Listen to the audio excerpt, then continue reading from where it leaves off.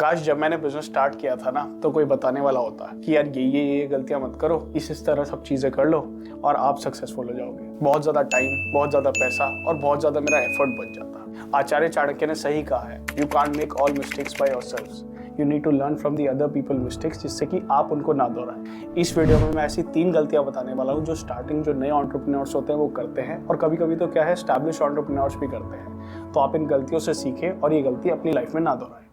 The best time to start your business was yesterday. The second best time to start your business is now. इसका मतलब क्या हुआ? आपको business कल start कर देना चाहिए था। अब सेकंड बेस्ट टाइम क्या है कि आप आज अभी के अभी कर दो। जब बंदा बिजनेस स्टार्ट करता है ना, उसके पास 2 अप्रोच होती है, या तो वो आर्किटेक्ट अप्रोच में जा सकता है और या आर्कियोलॉजिस्ट अप्रोच में जा सकता है। जैसे एक आर्कियोलॉजिस्ट होता है ना कि यार वो कहीं खुदाई करता है, कोई चीज़ ढूंढने की कोशिश करता है, उसको कुछ मिल जाता है, फिर वो और ज़्यादा खुदाई करेगा, उसको लगेगा यहाँ पे तो कुछ मिल नहीं रहा, अच्छा इधर चलता हूँ, यहाँ पे शायद कुछ और मिल जाए, यहाँ पे वो ढूंढता है, यहाँ भी उसको कुछ नहीं मिलता, फिर वो कहीं और जाके देखता है, वहाँ उसको कुछ मिलने लगता है, उसको लगता है यार और कुछ मिल पाएगा, शायद और कुछ मिल पाएगा, और जैसे जैसे उसको कुछ ना कुछ मिलता रहता है वो सीखता जाता है, अपने आप को इंप्रूव करता जाता है और अपने काम में आगे बढ़ता जाता है। On the other hand architect approach ऐसी होती है कि एक परफेक्शनिस्ट वाली अप्रोच होती है। बंदा सोचता है कि यार जब तक परफेक्शन नहीं आएगा ना मेरे बिजनेस प्लान में, तब तक मैं फर्स्ट स्टेप लूंगा ही नहीं। मैं सारी प्लानिंग कर लूंगा, कैसे मेरा प्रोडक्ट बनेगा, कैसे उसकी मैन्युफैक्चरिंग होगी, कैसे उसकी स्टोरेज होगी, कैसे उसको डिस्ट्रीब्यूशन में डालेंगे, क्या उसकी प्राइसिंग रहेगी, कौन कौन सी प्राइसिंग सेगमेंटेशन में करेंगे, किस तरह एक सस्ता मॉडल रहेगा, एक मीडियम मॉडल रहेगा, एक महंगा मॉडल रहेगा, उसके बाद कौन सा कस्टमर हमारा खरीदेगा, कौन सा हमारा आइडियल कस्टमर रहेगा, एटसेट्रा एटसेट्रा। वो परफेक्शनिस्ट की तरह जाता है।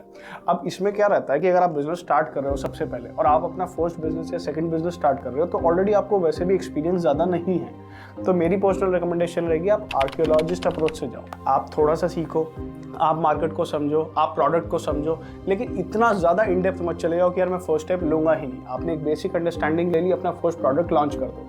जब आपने फर्स्ट प्रोडक्ट लॉन्च कर दिया उसके बाद फटाफट फीडबैक लेते जाओ, कस्टमर क्या कह रहा है आपको, आपके सप्लायर्स क्या कह रहे हैं, आपकी मार्केट क्या कह रही है, उससे सीखते जाओ और अपने प्रोडक्ट को इंप्रूव करते जाओ। अगर आर्किटेक्ट अप्रोच आपने पकड़ भी ली, आपने सोचा कि यार मेरे पास एक्सपीरियंस भी है, मेरे पास बिजनेस प्लान भी है, मैं इस तरह एक्सटेंसिवली हर चीज़ को देख के ही आगे बढ़ूंगा, उसके बाद भी चांसेस है कि मार्केट कुछ और रिस्पॉन्ड कर दे, क्योंकि थ्योरेटिकल एक अलग नॉलेज हो गई, जब आप एक्चुअल मार्केट में प्रोडक्ट को उतारोगे तब आपको बहुत चीज़ें चेंज करनी पड़ेगी।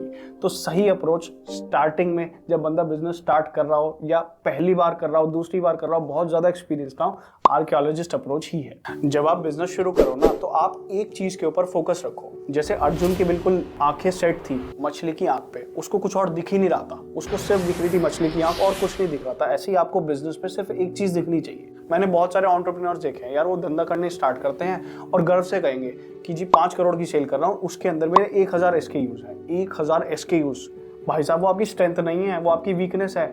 जब आप बिजनेस को एक्सपैंड करोगे, 1000 SKUs को मैनेज कैसे करोगे? 1000 प्रोडक्ट को मैनेज करना, यानी आपका इन्वेंट्री में पैसा इतना ज़्यादा डलेगा, इतना ज़्यादा मैनेजमेंट होगा।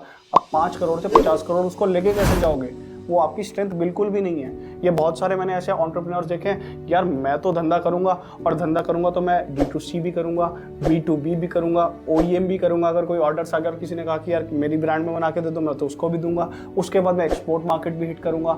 मैं सभी जगह हिट करना चाहता हूँ, मैं एक बार में हर जगह अपने प्रोडक्ट को पहुंचाना चाहता हूँ। क्या होता है ना, ये बात इमोशनल होकर कहनी बहुत आसान हो जाती है, क्योंकि हमें चाहते हैं यार मेरा ब्रांड हर जगह दिखाई दे, जहां भी मैं देखूं हर जगह मेरी ब्रांड दिखनी चाहिए।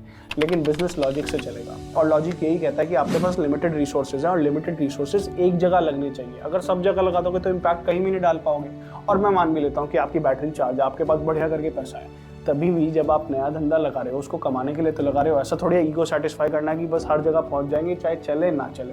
तो इसलिए आपको बिल्कुल सेट होना पड़ेगा कि यार एक बिजनेस पे स्टार्ट कर रहा हूँ, वो बिजनेस क्या है, वो बिजनेस क्या करता है। फॉर एग्जाम्पल मैंने ऑफिस चेयर्स पकड़ी। अब मैंने ऑफिस चेयर्स लॉन्च करने की सोची। मैंने सोचा कि यार मैं एक D2C ब्रांड बनाऊंगा, यानी कस्टमर तक मैं पहुंचूंगा, डायरेक्ट मेरी चेयर कस्टमर तक पहुंचेगी। ऑनलाइन ई-कॉमर्स का यूज़ करेंगे, सबसे पहले मार्केट प्लेसेस रखेंगे और कुछ टाइम बाद अपनी एक वेबसाइट बना लेंगे। लेकिन वेबसाइट में डे 1 नहीं जा रहा हूँ, मैं तो मार्केट प्लेसेस से स्टार्ट करूँगा। मैंने अपनी ब्रांड लॉन्च करी, अच्छा नाम दिया। उसके बाद मैंने स्पेसिफिक रख लिया कि यार मैं सिर्फ 3 मॉडल्स बनाऊंगा। एक बेसिक जो एंट्री लेवल मॉडल होगा, जिससे कि क्या है, जिसको चीप एंड बेस्ट चाहिए, क्योंकि इंडियन मार्केट तो वैसे भी प्राइस सेंसिटिव है, तो चीप एंड बेस्ट मॉडल होगा जो मेरी ब्रांड को ग्रैब कर सके, जो मेरी क्वालिटी को फील कर सके, ज़्यादा से ज़्यादा लोग खरीद सके। तो एक एंट्री लेवल मॉडल होगा, एक मिड लेवल मॉडल होगा। उसमें क्या है कि कुछ कस्टमर हमारे ऐसे होते हैं जो कि अच्छा प्रोडक्ट चाहते हैं एट द सेम टाइम एक रीजनेबल प्राइसिंग चाहते हैं, तो उनके लिए वो होगा। और एक जो प्रीमियम कस्टमर है जो कि चाहता ही है कि यार बढ़िया पैसा मैं खर्च करना चाहता हूँ लेकिन मेरे को प्रोडक्ट में कोई कॉम्प्रोमाइज़ नहीं चाहिए, तो उसके लिए टॉप लेवल मॉडल होगा, उसमें मेरा मार्जिन बढ़िया होगा। सिर्फ 3 मॉडल्स में लॉन्च करूंगा, तीनों मॉडल्स में ज़्यादा से ज़्यादा 3 कलर्स लॉन्च करूंगा, इससे ज़्यादा ना मेरे SKUs होंगे, ओनली D2C चलूंगा और सिर्फ Amazon पे, फ्लिपकार्ट पे सेल करूंगा और उसके बाद अपनी वेबसाइट लॉन्च करूंगा। Simple model. और जब मेरी सेल 5 करोड़ पर महीने की हो जाएगी, यानी सालाना 60 करोड़ की मैं सेल करने लग जाऊंगा, तब सोचूंगा कि नेक्स्ट क्या लॉन्च करना है और अपने बिजनेस को नेक्स्ट लेवल पे ले जाना कैसे। उससे पहले कोई बातचीत नहीं है, इसलिए फोकस बहुत इंपॉर्टेंट है। सबसे पहले आप एक प्रोडक्ट मार्केट फिट स्टैब्लिश कर लो और उसके बाद बड़े गोल्स अपने लिए सेट करो। नॉर्मली बिजनेसमैन क्या करते हैं, एक पायलट प्रोजेक्ट तो रन कर लेते हैं, सबको पता है कि यार फ्रूगली चलना है, लिमिटेड रिसोर्सेज है मेरे पास, उन लिमिटेड रिसोर्सेज एक पायलट प्रोजेक्ट कर लेता हूँ, देख लेता हूँ कि यार मेरे प्रोडक्ट की डिमांड है कि नहीं है, क्या लोग खरीद रहे हैं नहीं खरीद रहे हैं। और वो एक बार बेसिक पायलट रन हो गया, उसके बाद कॉन्फिडेंस आ गया कि हाँ मेरे प्रोडक्ट में कोई दम है, चाहे वो प्राइसिंग की वजह से है, मेरे पास कोई ऐसी लेवरेज है कि मैं मटेरियल को बहुत सस्ता बना सकता हूँ, सेम प्रोडक्ट को कोई और बना ही नहीं सकता। या हो सकता है कि मेरी ब्रांड स्टैब्लिश हो चुकी है, लोग मेरे नाम से माल लेते हैं, हम किसी पर्टिकुलर चीज़ के लिए स्टैंड करते हैं, उस पर्टिकुलर मैसेज के लिए लोग हमारे से खरीदते हैं। या हो सकता है कि कोई फंक्शनैलिटी हो कि यार हमने प्रोडक्ट में एक ऐसी फंक्शनैलिटी डाली जो कि पेटेंटेड है, अब कोई और बंदा कर ही नहीं सकता, और उस फंक्शनैलिटी की वजह से लोग हमारा ही प्रोडक्ट खरीदेंगे।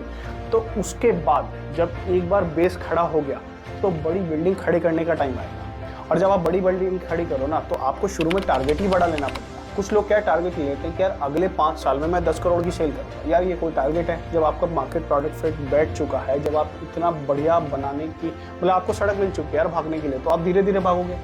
आपको टारगेट रखना चाहिए 100 करोड़ का, आपको टारगेट रखना चाहिए 500 करोड़ का।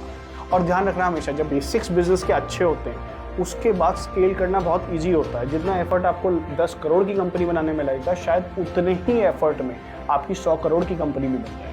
तो ऑलवेज स्टैब्लिश हायर गोल्स। एक बार आपका प्रोडक्ट मार्केट फिट स्टैब्लिश हो गया, उसके जब भी आप धंधे में घुसो ना, कंप्लेनिंग वाला एटीट्यूड बिल्कुल छोड़ दो और अपना सर झुका के सिर्फ अपने टारगेट की तरफ चलते रहो। मेन पॉइंट क्या है कि जब बिजनेस में घुसता है ना, बंदा कंप्लेन करने लग जाता है, यार ये चीज़ें तो मेरे हिसाब से हो ही नहीं रही, यार मैंने एंटिसिपेट ऐसा करा था, ऐसा तो बिल्कुल भी नहीं हो रहा। अच्छा, एक्सपेक्टेशन बहुत ज़्यादा होती है कि यार मैं अपने सप्लायर को ना 50,000 का हर महीने का काम देता हूँ, टाइम से पेमेंट भी दे रहा हूँ, जो टर्म्स अग्रीड हैं उस हिसाब से फॉलो भी कर रहा हूँ, तब भी यार वो अपना हमारा बिजनेस काम करते हुए ना थोड़ा सा जोर सा पड़ता है। उसको ऐसा लगता है कि यार 50,000 के काम की कोई वैल्यू ही नहीं है, उसके पास 5-5 लाख के कस्टमर जो ठहरे। यार वो मेरा भाई है, भाई वो मेरा माल बनाता है और मुझे सप्लाई करता है, मार्केट में भी देता है, कम से कम मेरे को 10 या 20% कम रेट पे तो दे सकता है। चलो 10-20% छोड़ो, 5% कम रेट पे दे सकता है। भाई है यार, रिलेशन का फायदा ही क्या हुआ। अच्छा, वो जो एम्प्लॉय है ना, वो यार काम इतना करके ही नहीं देता, उसको पता है कि यार अगर हम काम करेंगे तो बहुत आगे बढ़ पाएंगे, अगले महीने और काम कर पाएंगे, उसकी भी ग्रोथ होगी, लेकिन यार वो इतना सपोर्ट नहीं करता। क्या है ना, देखो बिजनेस में आपको समझना पड़ेगा, नोबडी ओज यू एनीथिंग। आपको अगर धंधा करना है तो एक कंप्लेनिंग वाला एटीट्यूड पीछे छोड़ना पड़ेगा, चीज़ों को एक्सपेक्ट करना बंद करना पड़ेगा। कोशिश करो कि ज़्यादा से ज़्यादा काम निकलवा सको आप किसी भी बंदे से, किसी से भी ज़्यादा से ज़्यादा कॉपरेशन निकलवा सको, वो बिजनेस में चाहिए, लेकिन एक्सपेक्टेशन छोड़ दो, क्योंकि जितना कंप्लेन करोगे और आपकी सिचुएशन खराब होती जाएगी, आप नेगेटिव बनते जाओगे। इससे अच्छा क्या है, जैसी सिचुएशन है अपने सिर को झुका के रखो, अपने टारगेट को बिल्कुल फोकस रखो और धीरे धीरे उसकी तरफ बढ़ते रहो। जहाँ से जो फायदा मिल रहा है लेते जाओ, स्पेशली इन स्टार्टिंग, क्योंकि आपका रिसोर्सेज कम है, तो वैसे भी लिमिटेड लोग ही आपका साथ देंगे।